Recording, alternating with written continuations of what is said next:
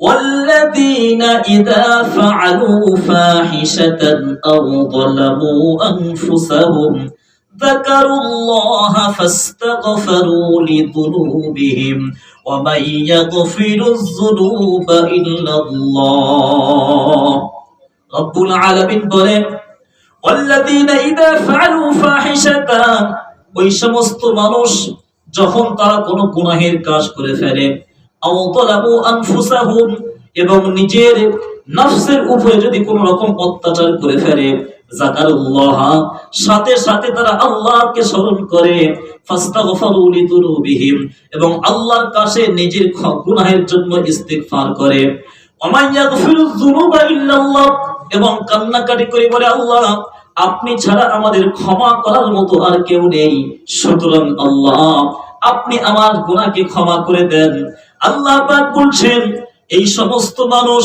যখন কোন গুনাহের কাজ করে আমাকে স্মরণ করে আমি আল্লাহ আমার কাছে ইস্তিগফার করে আমি আল্লাহ ওই বান্দার জীবনের সমস্ত গুনাহকে আপনি ক্ষমা করে দিই জোরে বলেন সুবহানাল্লাহ ইয়া আইয়ুহাল্লাযীনা আমানু তুবু ইলাল্লাহি তাওবাতান নাসুহা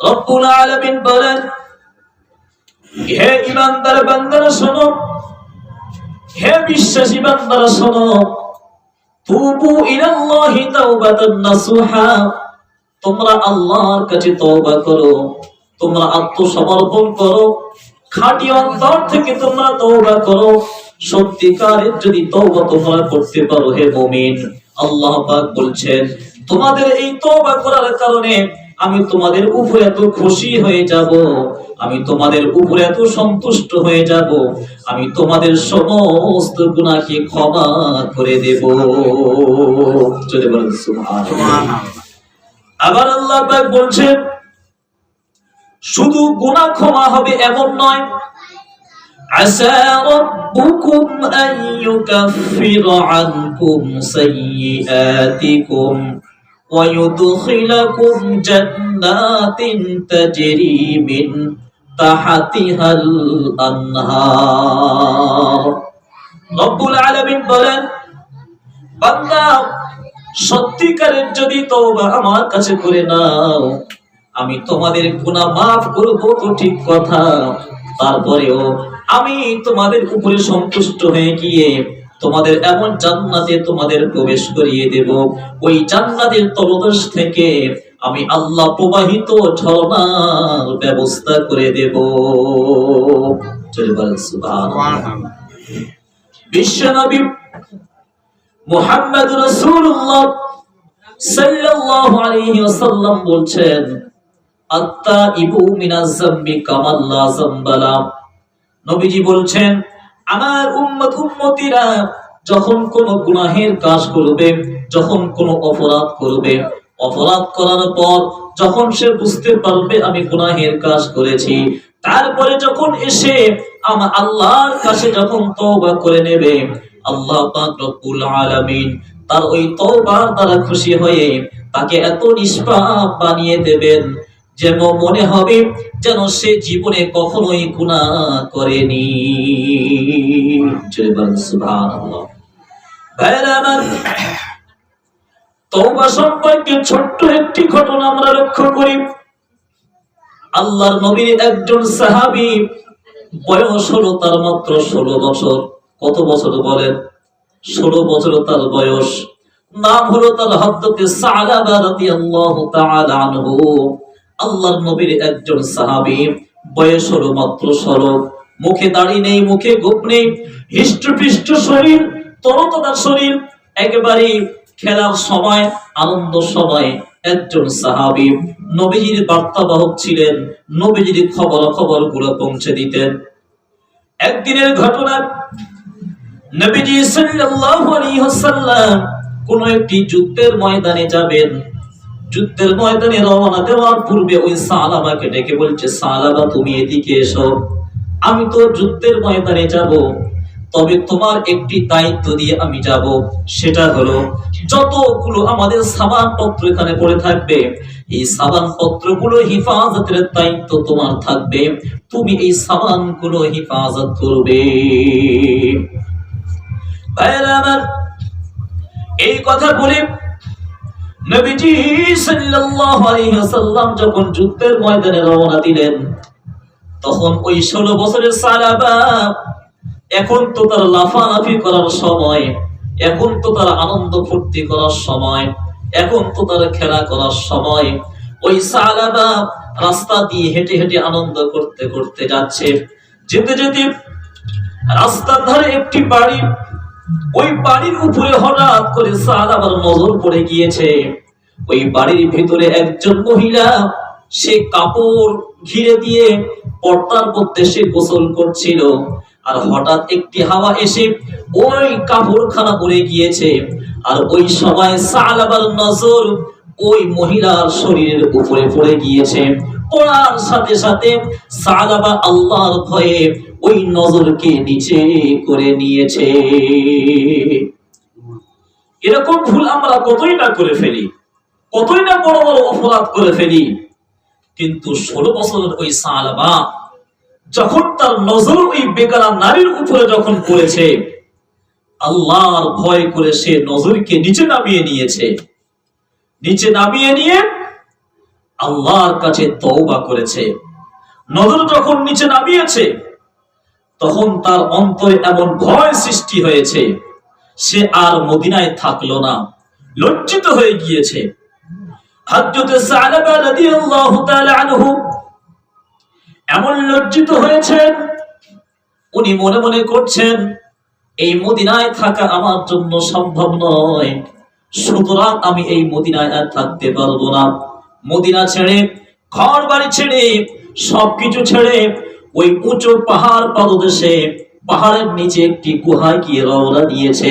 উনি মনে মনে করছেন, আমি এই যে অপরাধ করে ফেলেছি, আমি অজান্তে গুনাহের কাজ করে ফেলেছি, আল্লাহ পাক রব্বুল আলামিন এই গুনাহের কাজ আল্লাহ রাসূলকে যদি ওহীর মাধ্যমে জানিয়ে দেন, আর আল্লাহ রাসূল যদি এটাকে সাহাবাদের সামনে প্রকাশ করে দেন, আমি তো তাদের সামনে লজ্জিত হয়ে যাব, আমি তাদের সামনে মুখ দেখাতে পারবো না। এজন্য করে সাহাবা এই লজ্জার কারণে উনি পাহাড়ের তলায় একটি গুহাতে গিয়ে আশ্রয় নিয়েছে। আল্লাহ রাব্বুল আলামিন বলেন, قل للمؤمنين يغضون من أبصارهم ويحفظوا فروجهم। হে ঈমানদার পুরুষেরা, তোমরা শোনো, রাস্তায় যখন তোমরা চলাফেরা করবে, এদিক ওদিক তাকাবে না, এদিক ওদিক দেখতে যাবে না। এদিক ওদিক যখন তাকাবে, এদিক ওদিক যখন দেখবে, তোমার এই নজর যদি হঠাৎ করে কোনো বেগানা নারীর চেহারার উপরে পড়ে যায়, আর সে যদি তোমার মনের মণিকোঠায় জায়গা নিয়ে নেয়, তাহলে তোমার সংসার আর জোড়া লাগবে না, তোমার পরিবার শেষ হয়ে যাবে। এজন্য করে আল্লাহ পাক বলছেন, কুল্লিল মুমিনিনা ইয়াগুদ্দুনা মিন আবসারিহিম। হে ঈমানদার পুরুষেরা, তোমরা শোনো, রাস্তায় যখন চলাফেরা করবে, তখন তোমরা নিজেদের নজরকে তোমরা নিচে করে নেবে। তারপরে আল্লাহ পাক রব্বুল আলামিন মহিলাদের সম্পর্কে তারপরের আয়াতে বলছেন, কুল্লিল মুমিনাতি ইয়াগুদ্দুনা মিন আবসারিহিন্না ওয়া ইয়াহফাযনা ফুরুজাহুন্না। আল্লাহ পাক বলছেন, হে ঈমানদার মহিলারা, তোমরা শোনো, তোমরা যখন রাস্তা দিয়ে যখন চলাফেরা করবে, তোমরা এদিক ওদিক তাকাবে না। এদিক ওদিক দেখতে দেখতে যদি তোমাদের ওই নজর কোন পরপুরুষের উপরে পড়ে যায়, আর ওই পরপুরুষ যদি তোমার মনের মণিকোঠায় জায়গা নিয়ে দেয়, তাহলে বাড়িতে তোমার স্বামী আর তোমার কাছে ভালো লাগবে না। এজন্য করে আল্লাহ পাক বলেছেন, কুল্লিল মুমিনাতি ইয়াগুদ্দুনা মিন আবসারিহিন্না। হে ঈমানদার মহিলারা, তোমরা শোনো, রাস্তায় যখন যাবে, তোমরা নিজেদের নজরকে তোমরা নিচে করে রাখবে। ওয়ালা তাবাররাজনা তাবাররুজাল জাহিলিয়াতিল উলা। হে মহিলা সম্প্রদায়ের মানুষ, তোমরা নিজেদেরকে ওই জাহিলিয়াতের যুগের মতো নিজেদেরকে খোলা উন্মুক্ত করে রাখবে না। আল্লাহ পাক রব্বুল আলামিন নারীদেরকে ভালোবাসতেন, মহব্বত করতেন। নবী করিম সাল্লাল্লাহু আলাইহি ওয়াসাল্লাম ও নারীদেরকে ভালোবাসতেন, মহব্বত করতেন। নারী, তুমি পর্দার মধ্যে থেকে যাও, পর্দা করা শুরু করো, আল্লাহ পাক রব্বুল আলামিন তোমাকে জাতির শ্রেষ্ঠ মা বানিয়ে দেবেন। জোরে বলুন সুবহানাল্লাহ।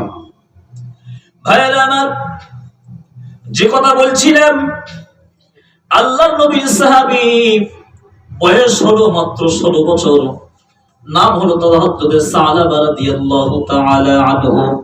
উনি রাস্তায় যেতে যেতে হঠাৎ করে তার নজর পড়ে গিয়েছে একটি বাড়ির মধ্যে, একটি বেকারা নারীর চেহারার উপরে তার নজর পড়ে গিয়েছে। ওই ভয়েতে অপমানিত হয়ে, লজ্জিত হয়ে সে মদিনা থেকে ঘর বাড়ি ছেড়ে, মদিনা ছেড়ে একটি পাহাড়ের গুহায় আশ্রয় নিয়েছে।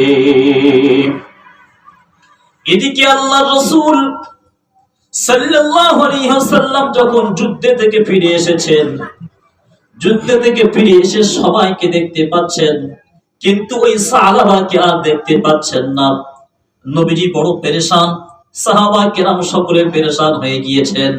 কি ব্যাপার, সকলকে তো দেখতে পেলাম, কিন্তু ওই মাহারা, পিতাহারা 16 বছরের একজন মানুষ, 16 বছরের একজন নওজোয়ান যুবক, নাম হলো তার সালাবা, ওই সালাবা কোথায় গিয়েছে, তাকে কেন দেখতে পাচ্ছি না?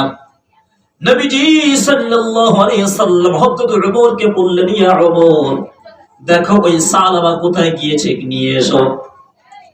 হযরত উমর আর হযরত সালমান ফারসি রাদিয়াল্লাহু তাআলা আনহুমা, এই দুজন বের হয়েছেন ওই সালাবাকে তালাশ করার জন্য, খুঁজতে বের হয়ে গিয়েছেন। খুঁজতে খুঁজতে খুঁজতে খুঁজতে ওই পাহাড়ি এলাকায়, পাহাড়ি পাদদেশে গিয়ে দেখছেন কয়েকজন রাখাল সেখানে বসে আছে। তারা নিজেদের মেষ চড়াচ্ছে, ছাগল চড়ানোয় ব্যস্ত হয়ে আছে। হযরত উমর, হযরত সালমান ফারসি, এই দুজন গিয়েছেন ওই রাখাল ভাইদের কাছে, গিয়ে বলছেন, তোমরা কি কোনো হৃষ্টপুষ্ট, মোটা তাজা, দেখতে সুন্দর একটা নওজোয়ান যুবক তোমরা দেখতে পেয়েছো এখানে? তখন ওই রাখাল ভাইরা বলছে, শোনো হে উমর, শোনো হে সালমান ফারসি, কোন হৃষ্টপুষ্ট, মোটা তাজা কোনো ছেলেকে আমরা দেখতে পাইনি। তবে ওই যে পাহাড়ের যে গুহা আছে, ওখানে একজন জীর্ণ শীর্ণ, হালকা পাতলা দুবলা একজন ছেলে, আজ প্রায় 40 দিন আমরা একটানা আমরা দেখছি ওই পাহাড়ের গুহার মধ্যে আশ্রয় নিয়েছে। কেমন করে থাকি?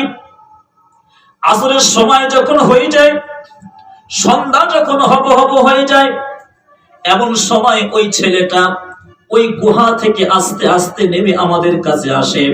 আর আমরা রাখাল, আমরা এই ছাগলের দুধ দহন করে তার মুখে ধরি, আর সে ওই দুধ পান করে নেয়। আমরা ওই ছেলেকে লক্ষ্য করে দেখেছি, তার মুখ থেকে স্বল্প সময় তার চোখ থেকে পানি ঝরে, কোন দুঃখের পানি তার চোখ থেকে ধরে। এমনকি আমরা যখন তার কাছে ছাগলের দুধ দহন করে দিলাম, ওই ছাগলের দুধ যখন পান করতে যাবে, ওই চোখের পানি পড়ে ওই ছাগলের দুধের সঙ্গে মিশে একাকার হয়ে যায়। তারপরেও সেই দুধ সে পান করে নেয়, আবার ওই গুহার মধ্যে আশ্রয় নিয়ে নেয়। রাখাল ভাই যখন এই কথা বলেছি, তখন হযরত উমর রাদিয়াল্লাহু তাআলা আনহু বলছেন, এটা সালাবা আলা ছাড়া আর কেউ হতে পারে না, এটাই হবে আমাদের সালাবা। যখন বলছে আসরের সময় সে উপর থেকে নামে, তখন ওমর বলছেন, সালমান ফারসি, এক কাজ করা যাক, আজকে তো আসর পর্যন্ত এখানে অপেক্ষা করা যাক, সালাবার সঙ্গে দেখা হয়ে যাবে। আসরের নামাজ আদায় করেছেন, ওই সময় দেখছেন ওই সালাবা গুহা থেকে বের হয়ে আস্তে আস্তে বেরিয়ে আসছেন, পাহাড় থেকে নিচের দিকে নেমে আসছেন। নামার কোনো ক্ষমতা নেই, জীর্ণ শীর্ণ, পাতলা দুবলা, হালকা হয়ে গিয়েছে, নামার কোনো ক্ষমতা নেই নামার মতো। দুই হাত ধরে ওই পাহাড়ের পাথর ধরে ঘষতে ঘষতে আস্তে আস্তে নিচের দিকে নামছে। হযরত উমর আর হযরত সালমান ফারসি যখন ওই সালাবার দিকে তাকিয়েছে, এরা তো ডুকরে কান্নাকাটি শুরু করে দিয়েছেন। হায় রে উমর, হায় রে সালমান ফারসি, কোন সালাবাকে দেখেছি, কোন সালাবাকে দেখলাম, কত সুন্দর হৃষ্টপুষ্ট শরীর, আর তার অবস্থা, তার আজ এই অবস্থা কেন হয়েছে? দেখা গেল সালাবা আস্তে আস্তে উপর থেকে নিচে এসেছে। রাকাল ভাই কি করেছে, তারা ছাগলের দুধ দহন করে ওই ছাগলের দুধের পাত্র সালাবার কাছে ধরেছে। এমন করে সালাবা চোখ থেকে ঝরঝর করে পানি পড়ছে, ওই পানি দুধের সঙ্গে মিশে একাকার হয়ে যাচ্ছে। ওই দুধ পান করে নিয়ে তারপর আবার গুহার দিকে রওনা দিয়েছে। হযরত ওমর কি করলেন, হযরত ওমর ওই সালাবার হাত ধরে নিয়েছেন। হাত ধরে নিয়ে বলছেন, ইয়া সালাবা, তোমার কি হয়েছে? তুমি এখানে কেন 40টা দিন ধরে এখানে আশ্রয় নিয়ে আছো? নবীজি পেরেশান, আমরা সকলেই পেরেশান তোমার জন্য। নবীজি দীর্ঘ 40টা দিন তোমাকে দেখতে পাননি। নবীজি খুব অসুস্থ হয়ে আছেন, খুব দুঃখে ভেঙে পড়েছেন। এজন্য করে সালাবা তুমি আমাদের সঙ্গে চলো, এখনই তোমাকে আমাদের সঙ্গে যেতে হবে। সালাবা বলছে ওমর, ওমরকে দেখে সালাবা কান্না শুরু করে দিয়েছে। সালাবা বলছে ওমর, আল্লাহ রাসূলের কাছে এমন কোন ওহী এসেছে নাকি? আমি সালাবা, আমার ব্যাপারে কোনো আয়াত অবতীর্ণ হয়েছে নাকি? তখন ওমর বলছেন, না, না, এমন কোন তোমার ব্যাপারে আয়াত অবতীর্ণ হয়নি। তখন সালাবা বলছি, আমি অজান্তে একটি গুনাহের কাজ করে ফেলেছি। আমি এই চেহারা আল্লাহ রাসূলকে কেমন ভাবে কি আমি দেখাবো?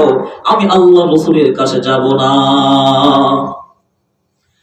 হযরত ওমর বললেন, না, তোমাকে যেতে হবে। সালমানে ফারসি উনি বললেন, না, তোমাকে অবশ্যই করে যেতে হবে, রাসূলের সঙ্গে দেখা করতে হবে। তার তো আসার মতো ক্ষমতা নেই। একটা হাত হযরত ওমরের কাঁধের উপরে রেখে আর একটা হাত হযরত সালমানে ফারসি রাদিয়াল্লাহু তাআলা আনহুমার কাঁধের উপরে রেখে এই রকম পালকি মতো করে ঝুলে ঝুলে হযরত ওমর আর হযরত সালমানে ফারসি ওই সাহাবাকে নিয়ে পালকি মতো করে নবীজির কাছে নিয়ে আসছেন। নবীজি সাল্লাল্লাহু আলাইহি সাল্লাম যখন দূর থেকে দেখতে পেয়েছেন যে সাহাবাকে তার আসার মতো ক্ষমতা নেই, তাকে ঝুলিয়ে ঝুলিয়ে নিয়ে আসছেন, তখন নবীজি এই দৃশ্য দেখে ডুকরে কান্নাকাটি শুরু করেছেন। কোন সাহাবাকে দেখলাম হিষ্টপিষ্ট মোটা তাজা, কত সুন্দর তার শরীর, কিন্তু আজ তার একই অবস্থা হয়ে গিয়েছে, হাঁটার মতো ক্ষমতা কেন তার মধ্যে নেই। যখন সাহাবাকে নিয়ে এসে নবীজি সাল্লাল্লাহু আলাইহি সাল্লামের সামনে বসিয়ে দেওয়া হলো, নবীজি কাঁদতে কাঁদতে বলছেন, ইয়া সাহাবা, তোমার কি অবস্থা হয়েছে? আমি কি অপরাধ তোমার কাছে করেছি বলো সাহাবা? তুমি দীর্ঘ 40টা দিন কেন আমার থেকে তুমি দূরে চলে গিয়েছো, আমার কাছে তুমি দেখা করতে আসনি। তখন সাহাবা কি করেছে, সমস্ত সব ঘটনা নবীজি সাল্লাল্লাহু আলাইহি সাল্লামের কাছে খুলে বলে দিয়েছে। নবীজি বলছেন, সাহাবা, তুমি এক কাজ করো, তোমার ওই মাথা আমার কোলের উপরে রাখো। সাহাবা বলছে, ইয়া রাসূলুল্লাহ, আমি অজান্তে গুনাহের কাজ করে ফেলেছি, আমি এই অপরাধী মাথা আপনার ওই পবিত্র কোলে আমি রাখতে চাই না। ইয়া রাসূলুল্লাহ, আমি এই যে অপরাধ করেছি, আল্লাহ পাক যদি আমাকে ক্ষমা না করেন, ইয়া রাসূল, আপনি আমার পক্ষ হয়ে আল্লাহর কাছে সুপারিশ করে দেন, আল্লাহ পাক যেন আমাকে ক্ষমা করে দেন। আল্লাহ রাব্বুল আলামিন বলেন, ইন্নামাত তাওবাতু আলাল্লাহি লিল্লাযীনা ইয়া'মালুনাস সুআ বিজাহালাতিন সুম্মা ইয়াতুবুনা মিন করিবিন।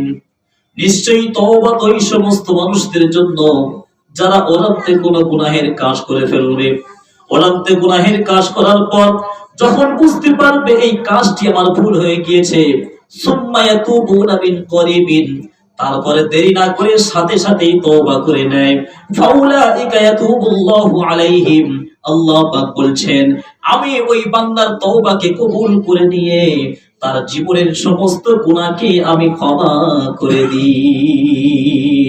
জোরে বলেন সুবহানাল্লাহ।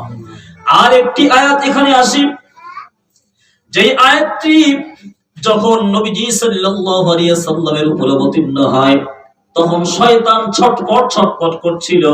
সেই আয়াতটি হলো, আল্লাহ পাক বলছেন, ওয়াল্লাযীনা ইযা ফাআলু ফাহিশাতান আও যালামু আনফুসাহুম ذكروا الله فاستغفروا لذنوبهم ومن يغفر الذنوب إلا الله রব্বুল আলামিন বলেন ওয়াল্লাযীনা ইযা ফাআলু ফাহিশাতান, ওই সমস্ত মানুষ যখন তারা কোনো গুনাহের কাজ করে ফেলে, আও যালামু আনফুসাহুম, এবং নিজের নফসের উপরে যদি কোনো রকম অত্যাচার করে ফেলে, যাকারুল্লাহ, সাথে সাথে তারা আল্লাহকে স্মরণ করে, ফাস্তাগফারু লিযুনুবিহিম, এবং আল্লাহর কাছে নিজের গুনাহের জন্য ইস্তিগফার করে, ওয়া ইয়াগফিরুয যুনুবা ইল্লাল্লাহ, এবং কান্নাকাটি করে বলে আল্লাহ আপনি ছাড়া আমাদের ক্ষমা করার মতো আর কেউ নেই, সুতরাং আল্লাহ আপনি আমার গুনাহকে ক্ষমা করে দেন। আল্লাহ পাক বলছেন এই সমস্ত মানুষ যখন কোন গুনাহের কাজ করে আমাকে স্মরণ করে, আমি আল্লাহ আমার কাছে ইস্তিগফার করে, আমি আল্লাহ ওই বান্দার জীবনের সমস্ত গুনাহকে আপনি ক্ষমা করে দিন। জোরে বলেন সুবহানাল্লাহ। এবার আসি আল্লাহ রাসূলের ওই সাহাবী, নাম হলো তাহাদ্দুদে সালাবা রাদিয়াল্লাহু তাআলা আনহু। নবীজি সাল্লাল্লাহু আলাইহি সাল্লাম বলছেন, সালাবা রে, তোমার ওই মাথা আমি নবী আমার কোলের উপরে রাখো। তখন সালাবা বলছে, ইয়া রাসূলুল্লাহ, আমি তো একজন গুনাহগার, আমার এই নাপাক মাথা আপনার পবিত্র কোলের উপরে কেমন করে রাখবো? আল্লাহ পাক বলছেন, সালাবা তুমি তওবা করেছো, আল্লাহ পাক তোমার গুনাহকে ক্ষমা করে দিয়েছেন। তারপর নবীজি কি করলেন? ওই সালাবার মাথা নিয়ে নবীজি নিজেই নিজের কোলের উপরে রাখলেন। তারপর সালাবা বলছে, ইয়া রাসূলুল্লাহ, আমি বুঝতে পারছি আমার পিঠের শিক ডালার উপরে যেন একটি পিণ্ডে যেন বেয়ে বেয়ে যাচ্ছে, এমন আমি অনুভব করতে পারছি। এই কথা শোনার পর নবীজি সাল্লাল্লাহু আলাইহি ওয়াসাল্লাম খুব ভেঙে পড়েছেন। সাহাবায়ে কেরাম কান্নাকাটি শুরু করে দিয়েছেন। নবীজি বললেন, সাহাবা রে, এটা তোমার পিঠের মেরুদণ্ডের হাড়ের উপরে কোনো এটা পিঁপড়া নয়, ইনি হলেন মালাকুল মউত আযরাইল আলাইহিস সালাম উপস্থিত হয়েছেন। সাহাবা তুমি কলেমা পড়তে থাকো, তুমি গুনাহ থেকে ক্ষমা করে নিয়েছো, তুমি কলেমা পড়তে শুরু করে দাও। সাহাবা কলেমা পড়ছে, কলেমা পড়তে পড়তে নবীজি সাল্লাল্লাহু আলাইহি ওয়াসাল্লামের কোলের উপরে শেষ নিঃশ্বাস ত্যাগ করেছেন। তারপর দাফন এমন করে জানাজার কাজ সম্পূর্ণ হয়ে গেল, কাফন পরানোর কাজ সম্পূর্ণ হয়ে গেল। এবার ওই সাহাবার জানাজার নামাজের কাজ সম্পূর্ণ করা হবে। জানাজার নামাজ পড়াবেন নবীজি সাল্লাল্লাহু আলাইহি ওয়াসাল্লাম। জানাজার নামাজ কমপ্লিট হয়ে গিয়েছে। সাহাবায়ে কেরাম ওই সাহাবাকে নিয়ে, তার লাশকে নিয়ে, তার মাইয়াতকে নিয়ে দাফন করার জন্য কবরস্থানে যাচ্ছেন।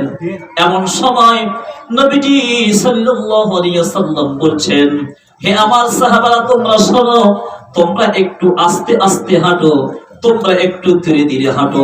কারণ হলো আমি দেখতে পাচ্ছি সালাবে এমন ভাবে আল্লাহর কাছে তওবা করে নিয়েছে, আল্লাহ পাক তার ওই তওবার প্রতি খুশি হয়ে তার সমস্ত গুনাহ তো maaf করে দিয়েছেন, ঠিক কথা, কিন্তু তার তওবার প্রতি খুশি হয়ে আসমান থেকে তার জানাজায় আল্লাহ পাক লক্ষাধিক ফেরেশতা নাযিল করেছেন। জয় বলেন সুবহানাল্লাহ। তো সালাবা রাদিয়াল্লাহু তাআলা আনহু আল্লাহর কাছে তওবা করেছিলেন।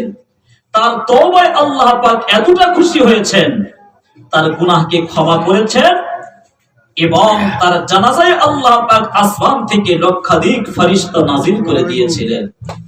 এজন্য করে আল্লাহ পাক বলেন, ইয়া আইয়ুহাল্লাযীনা আমানু তুবু ইলাল্লাহি তাওবাতান নাসুহা। হে ঈমানদার বান্দাগণ, তোমরা শোনো, তোমরা খাঁটি অন্তরে তওবা করো, আত্মসমর্পণ করো। সত্যিকারের তওবা যদি তোমরা করো, আল্লাহ পাক তোমাদের সমস্ত গুনাহকে ক্ষমা করে দেবেন। শুধু গুনাহ ক্ষমা করবেন এমন নয়, ওয়াইদখিলাকুম জান্নাতিন তাজরি মিন তাহতিহাল আনহার, আমি আল্লাহ তাদেরকে এমন জান্নাতের মধ্যে প্রবেশ করিয়ে দেব, ওই জান্নাতের তলদেশ থেকে আমি আল্লাহ প্রবাহিত ঝর্ণার ব্যবস্থা করে দেব। যদি বলেন সুবহানাল্লাহ। ভাইরা আমার, মদিনার জমিনের আরেকজন মহিলা সাহাবী, তিনিও আল্লাহর কাছে তওবা করেছিলেন। আল্লাহ তার তওবায় সন্তুষ্ট হয়ে তাকে ক্ষমা করেছিলেন। উনি এসে আল্লাহ রাসূল সাল্লাল্লাহু আলাইহি সাল্লামের কাছে এসে বলছে, তাহমিরনি ইয়া রাসূলুল্লাহ, হে আল্লাহর রাসূল, আপনি আমাকে পবিত্র করে দেন, আপনি আমার ব্যাপারে ফয়সালা করে দেন, বিচার করে দেন। তখন নবীজি সাল্লাল্লাহু আলাইহি ওয়াসাল্লাম বলছেন, কি ব্যাপার, তোমার কি হয়েছে? তোমার পাক পবিত্র করতে হবে কেন? তুমি কোনো গুনাহের কাজ করেছো নাকি?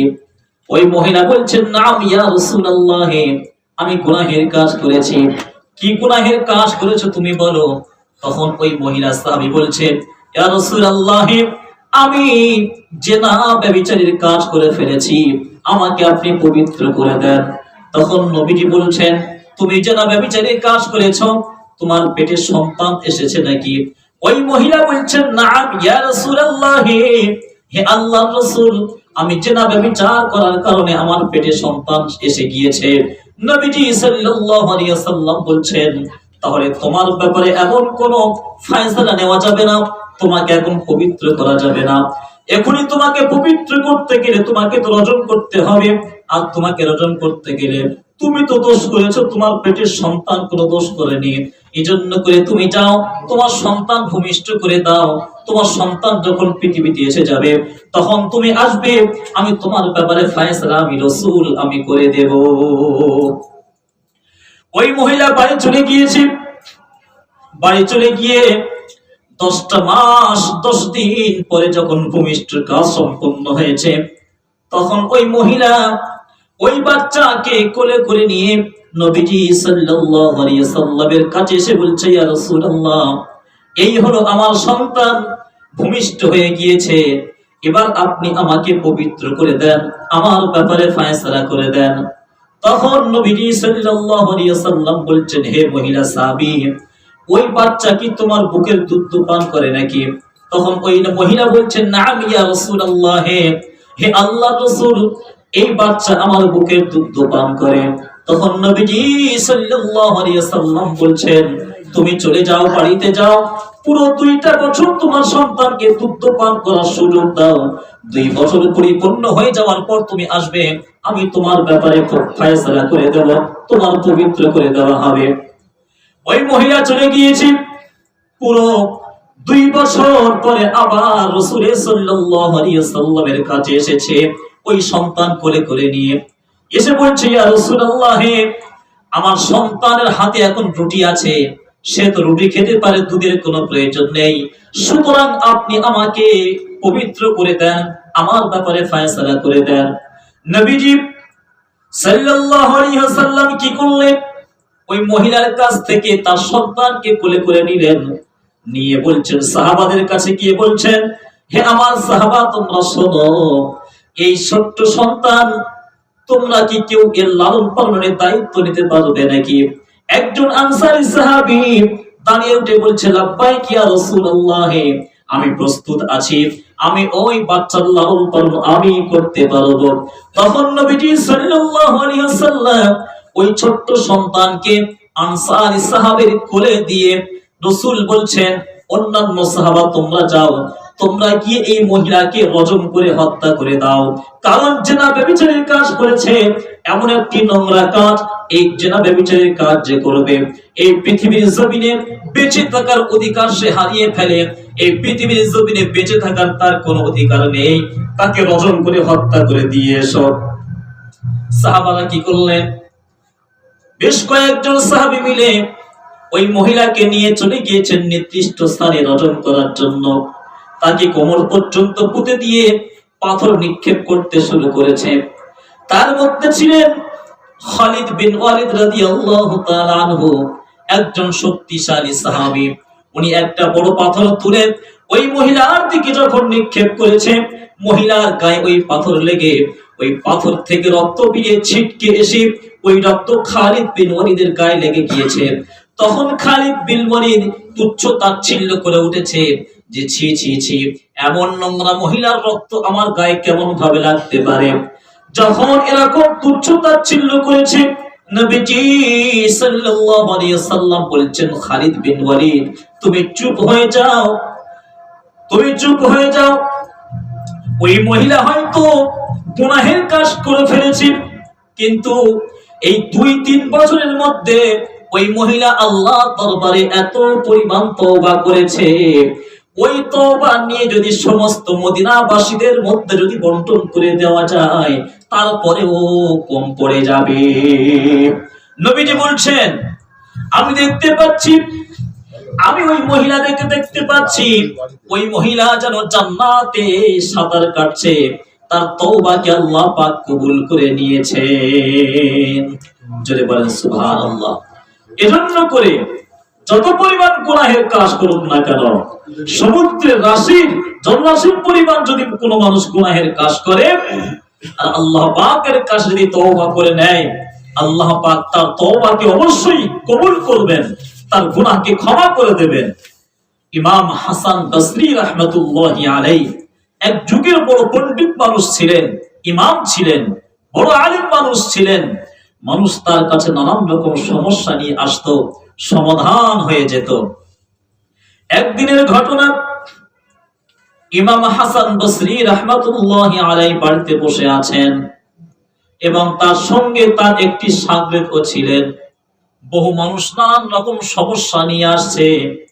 কেউ এসে বলছে ইমাম, কেউ এসে বলছে হযরত, আমার সংসারে বরকত নেই, আপনি এমন একটি টিপসের কাজ বলে দেন, এমন একটি আমলের কথা বলে দেন, যে আমল করলে আমার সংসারে অতি সহজেই বরকত চলে আসবে। ইমাম হাসান বসরি রাহমাতুল্লাহি আলাইহি বলছেন, তুমি যাও বেশি বেশি করে তুমি ইস্তিগফার করো। উনি চলে গিয়েছে। আবার একজন মানুষ এসেছে, এসে বলছে, হে হাসান বসরি, আমি একজন চাষী মানুষ, কৃষক মানুষ, আমি প্রত্যেক বছর আমি চাষ খেতে কাজ করি, কিন্তু আমার ফসলে কোনো ফল হয় না, আমার ওই চাষের খেতে কোনো বরকত হয় না। এমন একটি আমলের কথা আপনি বলে দেন, যে আমল করলে আমার ফসলের খেতে বরকত হবে। ইমাম হাসান বসরি রাহমাতুল্লাহি আলাইহি বলছেন, তুমি যাও বেশি বেশি করে ইস্তিগফার করা শুরু করে দাও। কিছুক্ষণ পর আবার একজন মানুষ এসেছে, এসে বলছে, ইয়া হাসান বসরি, আমার সন্তান সন্ততি নেই, আমার সংসারে অশান্তি, ব্যবসায় এমন করে বরকত নেই, আপনি এমন একটি আমলের কথা বলে দেন, সমস্ত পেরেশান থেকে আমি মুক্ত হয়ে যাব। ইমাম হাসান বসরি রাহমাতুল্লাহি আলাইহি বলছেন, যাও তুমি বেশি বেশি করে ইস্তিগফার করতে শুরু করে দাও। উনিও ইস্তিগফার করছেন। ইমাম হাসান বসরির পাশে ওনার যে শাগরেদ বসেছিলেন, ওনার একজন ছাত্র বসেছিলেন। দিন শেষে তার পাঁচজনা রুমের মধ্যে গিয়েছেন, গিয়ে বলছেন, হে ইমাম হাসান বসরি, একটি প্রশ্ন তোমার কাছে করতে চাই। কি প্রশ্ন বলো? উনি বলেছেন, সারাদিন আমি তো তোমাকে দেখলাম, মানুষ যে কোনো সমস্যা নিয়ে আসছে, তুমি তো সবাইকে একটাই টিপস বলে দিচ্ছ, তুমি সবাইকে তো একটাই আমলের কথা বলেছো, যে তুমি ইস্তিগফার করো, আস্তাগফিরুল্লাহ করো, আল্লাহর কাছে ক্ষমা চাও। মানুষ তো ভিন্ন ভিন্ন সমস্যা নিয়ে আসছে, কিন্তু তোমাকে দেখলাম তুমি সবাইকে একই কথা বলছো, যে ইস্তিগফার করো। এই ছাড়া কি আর কোনো আমল তোমাকে জানা নাই? বলছে ইমাম হাসান বসরি, মানুষ নানান রকম সমস্যা নিয়ে আসছে, আর আপনি সবাইকে একটাই কাজ বলছেন, ইস্তিগফার করো। এই ছাড়া কি আপনার কি কোনো আমল আর জানা নেই? যেমন মানুষের সমস্যা ভিন্ন ভিন্ন, আপনি সেরকম ভিন্ন ভিন্ন আমলের কথা বলতে পারেন। তখন ইমাম হাসান বসরি রাহমাতুল্লাহি আলাইহি বলছেন, শোনো, আমি সবাইকে ইস্তিগফার করতে বলেছি, একই আমল দিয়েছি, এটা আমার নিজের মন গড়া কথা নয়, আমি এটা কোরআন থেকে পেয়েছি। কোথা থেকে পেয়েছো? কোরআন থেকে পেয়েছি। কোরআন শরীফ 29 নম্বর পারা, সূরাটির নাম হলো সূরা নূহ। আল্লাহ রাব্বুল আলামিন বলছেন, ফাকুলতু ইস্তাগফিরু রাব্বাকুম ইন্নাহু কানা গাফফারা ইউরসিলিস সামাআ আলাইকুম মিদরারা ওয়া ইউমদিদকুম বিআমওয়ালিন ওয়া বানিনা ويجعل لكم جنات ويجعل لكم أنهارا ইমাম হাসান বসরি বলছেন আল্লাহ পাক আমাদের মাঝে একজন নবী পাঠিয়েছিলেন, নাম হলো তার হযরত নূহ আলাইহিস সালাতু ওয়াস সালাম। 950 বছর একটানা দ্বীনের দাওয়াত দিয়েছেন। উনি বলছেন আমি রাত দিন সমান করে আমি দ্বীনের দাওয়াত নিয়ে গিয়েছি, কিন্তু অল্প সংখ্যক কিছু মানুষ আমার দাওয়াত কবুল করেছে। তখন নূহ আলাইহিস সালাম তার কওমকে বলছেন, হে আমার কওমের মানুষ, তোমরা বেশি বেশি করে তোমরা ইস্তিগফার করো। ফাকুলতু আস্তাগফিরু রাব্বাকুম ইন্নাহু কানা গফফারা। আমি তাদেরকে বলেছি তোমরা বেশি বেশি করে ইস্তিগফার করো। ইস্তিগফার করলে আল্লাহ পাক কি ফল এবং দেবেন? আল্লাহ পাক বলছেন যারা ইস্তিগফার করবে, ফাকুলতু আস্তাগফিরু রাব্বাকুম ইন্নাহু কানা গফফারা ইউরসিলিস সামাআ আলাইকুম মিদরারা। মানুষ যখন আল্লাহর কাছে তওবা ইস্তিগফার করবে, তখন আল্লাহ পাক রব্বুল আলামিন তাদের উপরে মুষলধারা বৃষ্টি বর্ষণ করে দেবেন। এক নাম্বার হলো তাদের উপরে মুষলধারা বৃষ্টি বর্ষণ করবেন। বৃষ্টি যখন বর্ষণ করবেন, যারা এসেছিল এসে বলছে আমি কৃষক মানুষ, আমি ফসলে কোনো বরকত পাচ্ছি না, তাদের সমস্যার সমাধান হয়ে যাবে। মুষলধারায় যখন বৃষ্টি বর্ষণ হবে, তখন ক্ষেত খামারে বরকত হয়ে যাবে। দ্বিতীয় নম্বর বলছেন ইরসিলিস সামাআ আলাইকুম মিদরারা ওয়া ইউমদিদকুম বিআমওয়ালিন ওয়া বানিনা। আল্লাহ পাক রব্বুল আলামিন বলছেন ইস্তিগফার যারা করবে তাদের দ্বিতীয় নম্বর তৃতীয় নম্বর তাদের লাভ হবে। ওয়া ইউমদিদকুম বিআমওয়ালিন, তাদের মালে আমি বরকত দিয়ে দেব। ওয়া বানিনা, তাদের সন্তান আওলাদ আমি বরকত দিয়ে দেব। ওয়া ইয়াজআল লাকুম জান্নাতিন ওয়া ইয়াজআল লাকুম আনহারা, এবং তাদেরকে আমি এমন জান্নাতের মধ্যে প্রবেশ করিয়ে দেব, ওই জান্নাতের তলদেশ থেকে আমি আল্লাহ প্রবাহিত ঝর্ণার ব্যবস্থা করে দেব। জোরে বলেন সুবহানাল্লাহ। তাহলে ইমাম হাসান বসরি রাহমাতুল্লাহি আলাইহি বলছেন মানুষ বিভিন্ন রকম সমস্যা নিয়ে আসছে, কিন্তু আমি সকলকে একটাই আমি টিপস দিয়েছি যে ইস্তিগফার করো। এটা তো আমার নিজের বানানো আমল নয়। আল্লাহ পাক কোরআনে কারীমের মধ্যে বলছেন যে নূহ আলাইহিস সালাম তার কওমকে বলেছিলেন আমার কওম তোমরা আল্লাহর কাছে বেশি বেশি করে ইস্তিগফার করো, করলে এই ফল তোমরা পেয়ে যাবে, সমস্ত সমাধান তোমরা পেয়ে যাবে। বর্তমান আমাদের সমাজের মানুষ কেউ আমরা এমন মানুষ নেই যে আমরা বুকে হাত দিয়ে আমরা বলতে পারবো সাহস করে যে আমি পুরো পেরেশান মুক্ত হয়ে আছি। যদি কোনো মানুষ এর কথা বলে তাহলে ভাবতে হবে সে মিথ্যা কথা বলছে। পেরেশান মুক্ত এমন কোন মানুষ নেই, হয় সে পারিবারিক দিক থেকে অশান্তিতে আছে, সামাজিক দিক থেকে অশান্তিতে আছে, যে কোনো দিক থেকে সে পেরেশানির মধ্যে আছে। সমস্ত দিক থেকে পেরেশান মুক্ত এমন কোন মানুষ সমাজের মধ্যে নেই। এজন্য কোন ভাইয়েরা আমার, ইমাম হাসান বসরি রাহমাতুল্লাহি আলাইহি বলছেন যত রকম পেরেশান হোক, নূহ আলাইহিস সালাম তার কওমকে বলেছিলেন যত রকম পেরেশান হোক, যদি মানুষের আল্লাহর কাছে যদি বেশি বেশি করে তওবা ইস্তিগফার করা যায়, আল্লাহ পাক তার সমস্ত সমস্যা সমাধান করে দেবেন। যদি বলেন সুবহানাল্লাহ। এজন্য করে ভাইরা আমার বেশি বেশি করে আল্লাহর কাছে ইস্তিগফার করবেন, ইনশাআল্লাহ আল্লাহ পাক আমাদের ইস্তিগফারকে কবুল করবেন। ভালো থাকবেন।